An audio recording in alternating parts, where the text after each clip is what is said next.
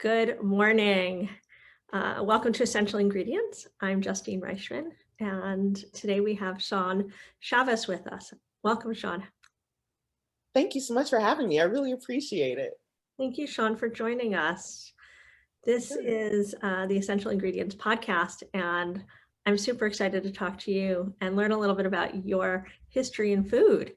It seems like it's been varied and it's been around in a variety of places. So I'd love for you to share a little bit with our listeners about your history. I always like to let our guests share their stories because it comes from them as opposed to me reading their profile off the back of a book or their website, which sounds so contrived and canned. So if you would, maybe Yeah, you could just give us a little short, brief synopsis of what got you started in food.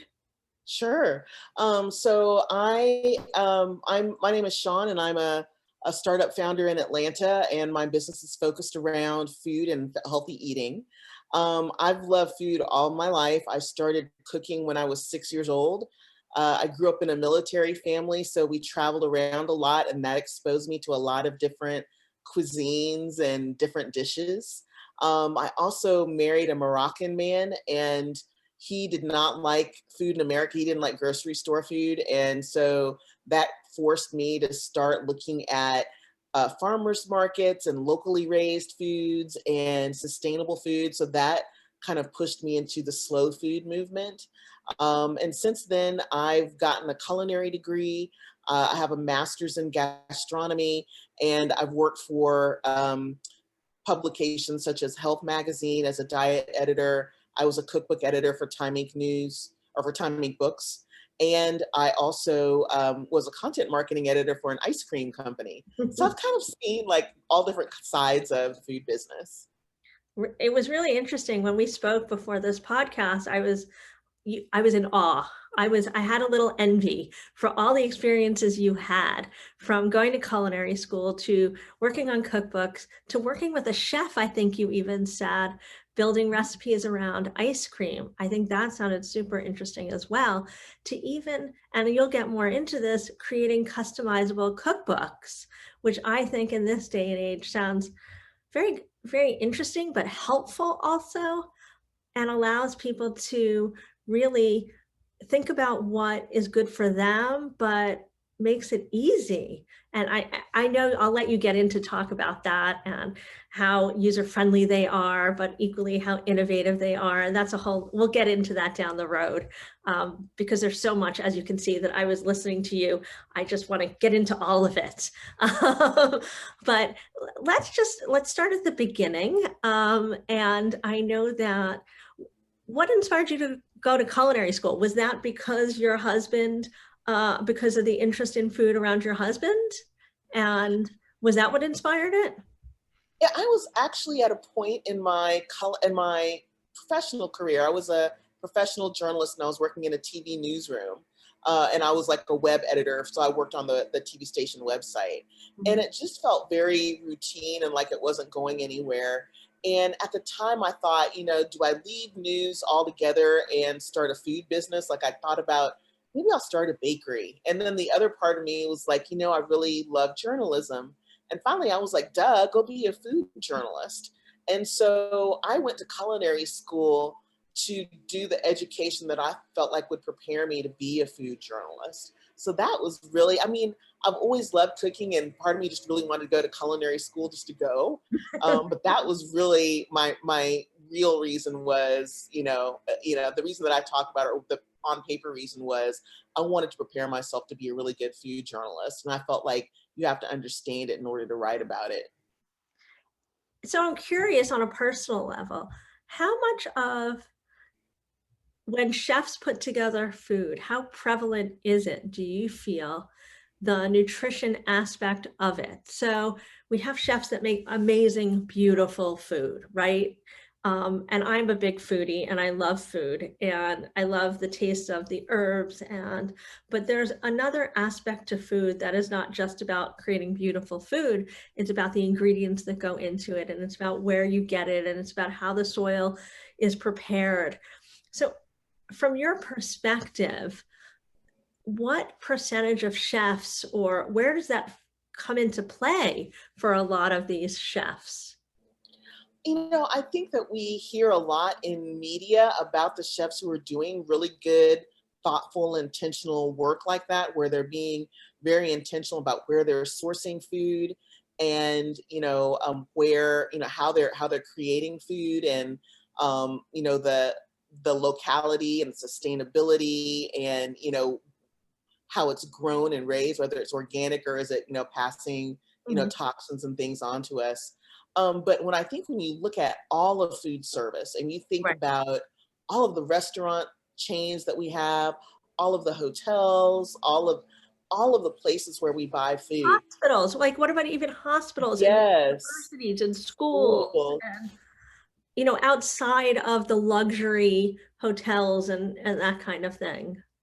Exactly. It's a big world. And to your point, I think like I was hoping like when we had the big movement of really paying attention to food in schools, I thought nursing homes and hospitals were going to be next. And that hasn't happened yet. Right, But I mean, for seniors, they really need good nutrition and they want good food. Like just because you're over 65 doesn't mean you want boring, bland food. right, And you really have to be intentional about creating flavor when you can't use a lot of salt and fat and sugar. And it's possible, but that movement hasn't happened yet. right. So I think when you look, at the large view of all the ways that we eat and consume food and all the venues for that to happen, we still have a long ways to go. I do see some food distributors who are developing lines of organically sourced foods, but that's not the normal way that we do things yet. Right. So talk to me about the dietary guidelines that are expected to be released in December, and that they hope that they'll be more inclusive and reflect the diverse population and food traditions we have. Why is diversity so important? So we that's a really good question. We have such a diverse population. I'm in the Southeast, I'm in Atlanta, and even just in the Southeast region, we have white Americans. Some of them trace their roots back to Italy or Germany or England. We have, African Americans. We have Latino Americans, Mexican Americans, and people from other Central American and South American countries. We have South Asians. We have Vietnamese. We have Mediterranean people from different parts of the North Africa and the Eastern Med. And so there's all this diversity and all these food traditions. And even when you're like second generation or third generation, those food traditions get passed down. And when you look at the US dietary guidelines now, or guidelines from organizations that focus on specific diseases, they're very bland. And I think in some ways that comes from a place of they just want to give you a framework and you plug in your flavor profiles that you love, but it still has to start with something, and that something has been very Eurocentric. Mhm. So, and people really are so confused still about what's healthy to eat and what's not, that when you give them that list, they think they have to stick to it. And so that makes them feel like they have to divorce themselves from the foods they grew up with or the foods that they, enjoy with their families. And so so in my research for my company, I talked to over 100 people who had chronic disease, as an example of why this is so important. And a lot of people said, well, I am from the Caribbean, or I'm from West Africa, or I'm from India, and the foods that I grew up with or the foods that I eat are on this list. So a lot of people were either gave up on trying to eat healthfully because they didn't see their food traditions reflected in that. And that does not help produce the outcome that we want of good health, maintaining, good health, or managing a chronic condition or preventing a chronic condition. It divorces that person socially too. So like there was a study of Latina women who were diabetic, and they got the list from the doctor, and it did not reflect their traditions. And so they found themselves, a lot of them are cooking 2 meals a night. They're Mhm. cooking a traditional meal for the rest of the family, that had all those great, Central American flavors and dishes. And then they would cook a meal that reflected the list they got from the dietitian, which didn't reflect anything like that at all. And so Wow. they're really isolated. Like, number one, you're cooking 2 meals a night. That's a lot of work. That's extra expense. That's a lot of time. And then number two, you're socially isolated from your food traditions. And it sends the unspoken message that all of these cuisines are not healthy. And that's not true. Like, there are studies that show that a traditional Mexican American, Latin American diet has lots of antioxidants and can help reduce inflammation. Traditional African diets have lots of produce and also help manage chronic disease. So we really need to get diversity into the US guidelines to reflect the population that we have and to show that all of these cuisines do have health in them. I think it's So also it's an really important. education for these people, for the, for the people writing about this too, Mhm. and for when they write the guidelines to understand. I mean, why are they not doing that? Why are they not including that information? Um, it's really interesting. Like, I can say that when I was working for major media, um, as a person of color, a lot of times the default that some decision makers have in their heads is, well, that's not our audience, or, well, that's not the majority of our audience. And so those kinds of statements make it easy to dismiss all of these diverse populations.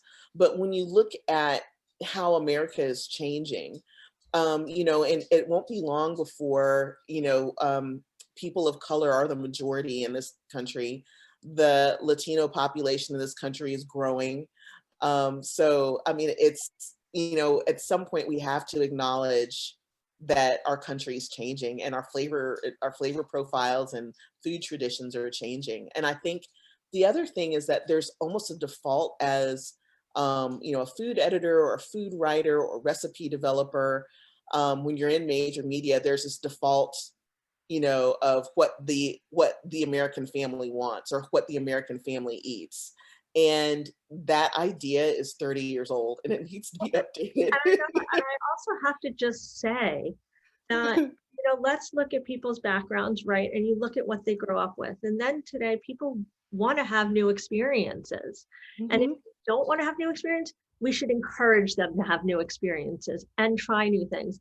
And if nobody's telling them to, well, then we should be telling them to. And if we're not giving them that opportunity, then they don't know any better. So it's really our fault, right? Yes, Because we're it not is. giving them the opportunity. So I live in Marin. There Mhm. is the lack of ethnic food here is just abysmal. I mean, we have a Mhm. Burmese restaurant, a Chinese restaurant, a Japanese restaurant, and that's about it. Maybe an Indian restaurant. But coming from New York, I'm used to having options, Ethiopian food, you name it, everything. And I miss it because I know it, because it was available to me.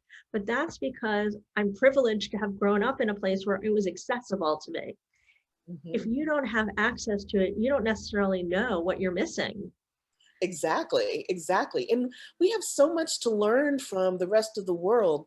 So, one thing that I often tell people is that Americans eat whole grains wrong. Like, Mhm. we, grind it into like whole grain bread, which, or I remember as a little kid, my mom experimenting with whole grain pasta, and everybody was just like, well, My mom and experimented with tofutti on me. oh my gosh, Ugh. Did you ever right? try tofutti? No. It was like anything dairy free. Oh, try this. It'll be better for you. You'll have less congestion. Oh, so yeah, and like, but when you look at cuisines in North Africa and the Eastern Med, where they're using bulgur and Mm, they're using wheat berries in interesting ways, then that's when you really get to enjoy the texture of whole grains, and some of them are chewy and nutty, and we totally really different. yeah, it's different and it's fun to eat and it's delicious. But because we don't have exposure to those cuisines, we're missing out on not only a fun flavor adventure and fun things to eat, but that's an important part of nutrition. Like, one of the dietary guidelines, and certainly the Whole Grains Council, is telling us to make half of our grains whole grains. So, and the thing is, it's so accessible here. Like, we don't even really think about it. Like, I usually tell people to start with brown rice because they're, pretty much everybody eats rice. Right. Oats, right? So, get some just old fashioned oats, and corn, whole grain corn products, which you can find some really nice whole grain tortilla chips. Eat some whole grain corn, and other popcorn is a whole grain. And I think there are accessible things that people forget about. But then also there's all these food traditions that are represented here in the United States that have so many interesting, delicious ways to enjoy all these foods. And we just need to broaden our horizons. So one thing I know that you shared with me before was that you create these customizable books. So now that you've shared with me some of the issues around cultural and the cultural challenges and the lack of diversity, it only seems natural for you to be able to share with me the ability people will have or do have by creating a customizable cookbook with you. So maybe you could share with us one of the customizable cookbooks that you've created with one of your clients and how that has enabled them to be able to integrate their culture or their favorite foods or what they're able to eat into their book. Yeah, Right? absolutely. So I have a couple of samples here, Oh, and just to give wonderful. you a little background, I this is my company. It's called Living Book, and I it started because I had a good friend who was Southern, but her parents I think were from New York. Her mother, I think her grandmother was a Holocaust survivor, so she was Jewish, and very social person. And she had symptoms for years that doctors couldn't diagnose. And finally, a doctor What said, kind of "You have a symptoms can rare I ask? auto." Because so far you're Jewish, me, it sounds like you're talking about me almost. Yeah, right. But there's certain traditional foods and holidays, and how food is integrated into those holy days and holidays, that's really important and special, and unique. And so my friend was diagnosed with this rare autoimmune disorder. Her doctor said, okay, you have to change the way that you eat, and gave her this really long list of food that she couldn't eat anymore. And it was truly random. Like, it was not like all gluten-free food or all low-fat food. And she was so overwhelmed by that list, she literally called me crying. And she was like, "You've got to help me. I don't know what to eat." And in the process of helping her, and it took her about a year to figure out how to eat. I mean, it was all about how does she modify the recipes that she loved? Where does she find substitute ingredients? How does she navigate eating in restaurants? Like, it was a big deal. Like, what does she do for coffee even? Like, she couldn't have coffee anymore. So she was like, what do I do for my morning drink? And went through several different products before she found something she liked. So there were things like that. Like, she loved smoothies in the morning, but she couldn't have certain dairy products. So she had to develop we developed a smoothie recipe that really worked for her. So in the process of all of that, I was like, this would be so much easier. And she would onboard quicker and feel more confident if she could get a customizable cookbook full of recipes for food that she likes that are already modified for her condition, and it could help her find the products really easily, right? Instead of her like looking everywhere. So I created a company that creates customizable cookbooks. So here's an example of a Nicole cookbook. Washington's Epic Kitchen, fast, Right. fresh, and tasty meals. I'm just saying it out loud for our listeners that are not watching the video so that when they're watching the audio, they have a sense of what you're talking about. So this cookbook was specifically designed for Nicole Washington, right? Is Exactly. that correct? And she Yes. gave you a list of items that she was given by the doctor, and you created a new list. Is that right? It's we've now digitized it. So now Nicole can come to our website and she can say, I have high blood pressure, I love Mexican food, I'm allergic to peanuts, I'm on a kosher diet. And we have an app that like takes all that information, creates a profile, and comes up with a list of recipes that match her profile. I'm sorry. And What's the app called? it's called Living Book, and There's it's no I, right? There's no no I. eyes. It's No I. Just for our LV. listeners so that they know. Yeah, yeah. It's LVNGbook.com. It's on our website. You don't have to download it from the App Store or the Google Play Store. So it's a responsive website. You just go to our website, livingbook.com. And so you build a profile, you click create my cookbook. You build a profile, and tell us what your food preferences are. You can tell us your food allergies. You can tell us your cooking style. So we've got things for people who are just learning how to cook, all the way to people who are experienced cooks and want to be chefs or love indulging their wanderlust in the kitchen. Wow. Do you have anything, Yeah, so if I'm plant forward or vegan, or I can put all those preferences in. Awesome. Shaun, can I exactly. ask you to pause for 1 minute while we take a break? Sure, Just have a little advertisement from our sponsor. absolutely. Great. We'll be back in a minute. I want to thank today's sponsor, NextGen Chef. NextGen Chef feeds members with the knowledge and tools that they need to create concepts with purpose and succeed. If you're listening today, they are offering a 1-year subscription for any new founder that wants to participate at a special discounted rate. For more information, email team@nextgenchef.com. If you're interested in becoming a member or just a part of the community, email NextGenChef at team@nextgenchef.com. You can also follow them on Instagram at NextGenChef, as well as on LinkedIn and on Facebook. Thank you again, NextGen Chef, for making this podcast possible. Together, we can change the future of food.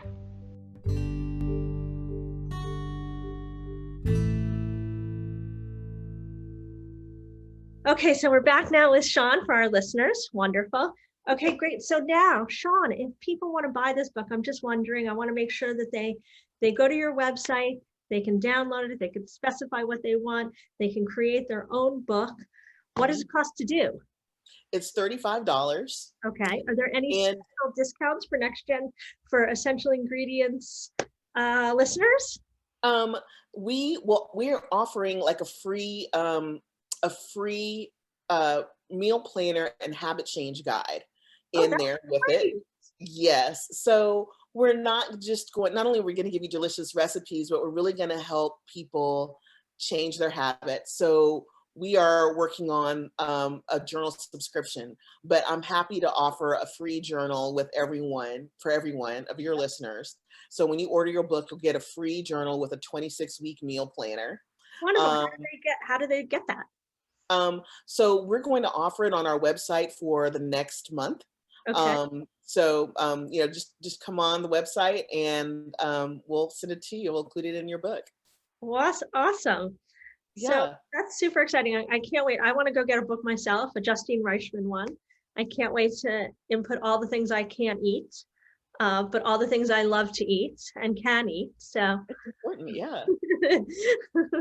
that's so I want to talk more about all the different brands you've interacted with up until now, because you've interacted with a bunch of brands, right? Mhm. And I'm wondering if you could maybe share a couple tips for our aspiring entrepreneurs in this space in terms of marketing and branding as they build their businesses. The number one thing that I would say is that storytelling is so important. I think that has to be very forward in anything you do, because story is what makes you stand out. There's so much competition now for our attention and for our money. And there's so many, it's rare that anybody comes up with anything unique, right? So you distinguish yourself by story. The reason that story is important is because we are 22 times more likely to remember stories than we are facts alone. So it really sticks in your head when you can tell a good story. And the other thing is that stories have like trigger emotional and chemical responses in our brains, right? So once you start telling a story and you really hook somebody in, then they experience transportation. So they're hooked. And once somebody hits that moment of transportation, that's when the emotions start to engage. That's when their brains start to release oxytocin and some other feel-good chemicals. And you want that as a marketer. An important hack, because then people are more likely to do those call to actions that you ask for, right? So storytelling is super, super important. So I would totally understand your audience, tell a story that really appeals to them, that relates to your product, and is something that they want to be a part of or want to experience. I I also think that think it's really other I think it's really important also to tell a story that your listeners and your audience can connect with and say, "Oh my God, that sounds like me." It's like when you were telling that story and you're like, this Jewish lady that has intolerances or whatever, I'm like, that's me. I've got intolerances. I can't eat dairy and I don't eat refined sugar and I'm Jewish and I'm from New York. I mean, I think I had a bunch of those things. Okay, so, and I don't know how many of our listeners are also from New York and also have intolerances and also are allergic to dairy and this and that. And right off the bat, I was connecting with that story because, of course, we all make it about ourselves too. Not in a right. narcissistic way, but just because we're connecting with it and we can see the relevance for ourselves. Yeah. And That's the beauty of that's the story. exactly. And I think when it comes to food companies, because like eating and recipes and cooking are things that we can participate in, food and story has a unique advantage for engaging people. You Mhm. know, like if you tell a story and then give a recipe, Mhm. I can be a part of that story by cooking the recipe, right? I Sure. can live the story through the recipe and the act of cooking or the act of eating, helps me participate. And that's where you can really engage people in a sensual way too. Like you can taste and smell, and if you're cooking, you can hear it, and you've got a beautiful plate to look at. Food is really engaging, and so if you're in the food space, I think you just have a lot of power Well, to that to point, engage you know what my next question was for you? people. What is your favorite pandemic recipe? I mean, you led me My right to it. exactly, right?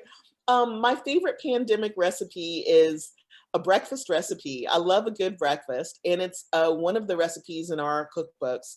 Um, we have a breakfast fried brown rice recipe, and because I'm working from home now, it's so easy to make this recipe and just batch cook it and like make breakfast really easy. I just grab it out of the fridge and warm up.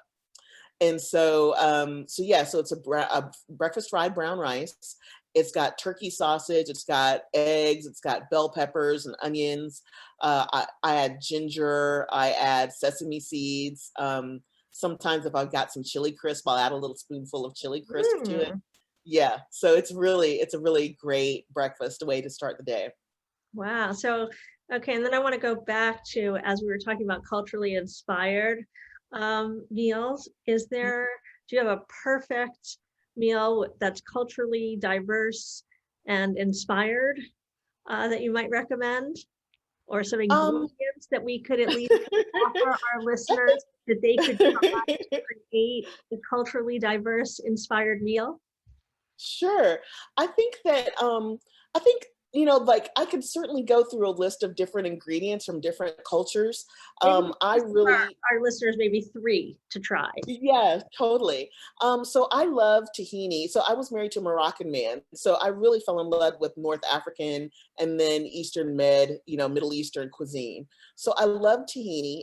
It's really important to get you can get the best flavor from a tahini if you look for one where the seeds were whole before the tahini was made. So there's a company called Stoom Foods that makes a really good one.